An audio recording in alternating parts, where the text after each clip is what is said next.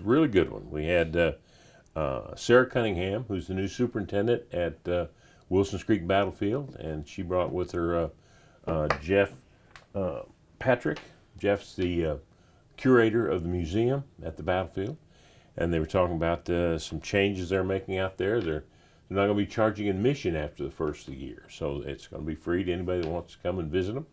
And talked about that. Talked about the history of Wilson's Creek and the park, and about the Civil War battles and the impact they had on this area. So it was a big, broad spectrum of current events and history all put together. Gotcha. So why did they decide to change the admission?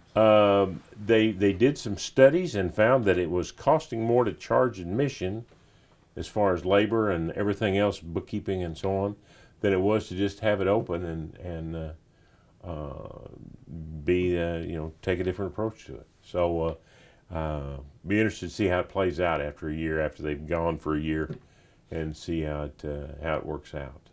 So for those who have never been there or have not even heard of the area, tell me a little bit about that. Wilson's Creek was the first major battle in the Trans-Mississippi Theater, everything west of Mississippi. First major battle of the Civil War. It was the first Union general killed in battle. General Nathaniel Lyon was killed here at the Wilson's Creek. It was in August of 1861, very soon after the beginning of the war. And it had a huge impact, even though the South won the day.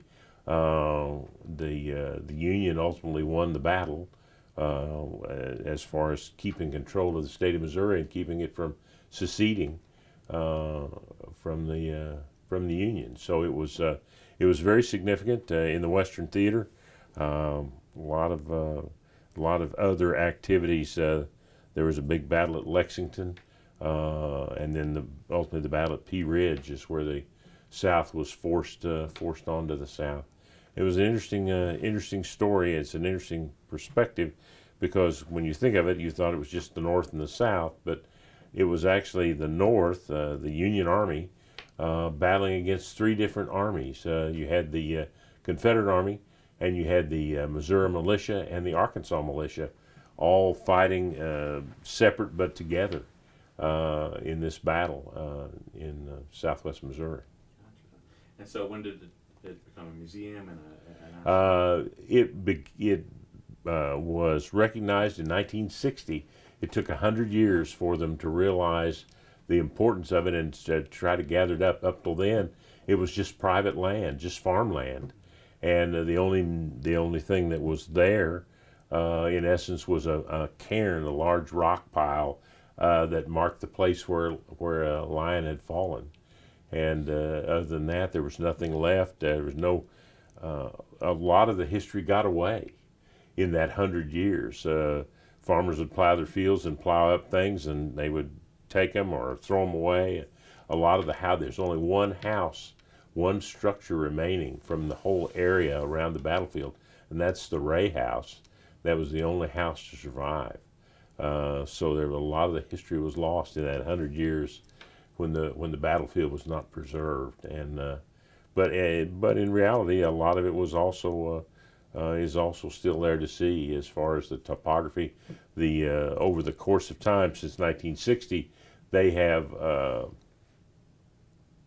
restored a lot of the nature that had been changed by farming and other things, so that it's much more similar to the real battlefield than it was in 1960.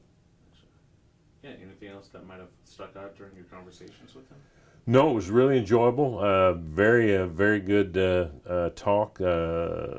Ms. Cunningham actually got her start with the Parks Service here in Springfield, and then left here and became a superintendent on the East Coast in some two different parks there, and then came back here as superintendent. So very happy to have her. She's an interesting young lady. And then, of course, the curator he's been here 30 years, so he pretty well knows everything about the battle and about what's in there in the museum.